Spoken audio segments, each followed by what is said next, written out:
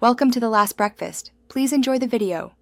You begin by preparing the Evora mask and your workspace. Clean hands, inspect the cushion for damage, and confirm you have the correct cushion size. This prevents leaks and skin pressure. Once done, assemble the lightweight frame and snap the nasal pillows on. You should hear a click. Make sure to detach or loosen the headgear now so you can position the mask without tugging.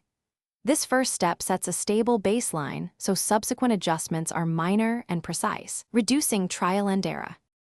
You now focus on achieving a reliable seal. Start by placing the nasal pillows lightly into your nostrils. Push only until comfortable, because overinsertion causes discomfort and leaks. Next, rest the slim frame under your nose and pull the headgear over the back of your head, fastening the clips. Gradually tighten the straps a little at a time, balancing left and right so the frame sits centered with minimal pressure. If you feel pinching, loosen one strap and red-tighten the opposite to recenter the cushion. You finish by connecting the tubing to the mask and your device, then powering it on to check for leaks. Lie in your usual sleep position and listen for hissing. A small airflow is normal, but sustained whistling means an imperfect seal. If leaks persist, slightly rotate the pillow or retention one strap rather than both. Make sure the tube doesn't pull the mask out of place.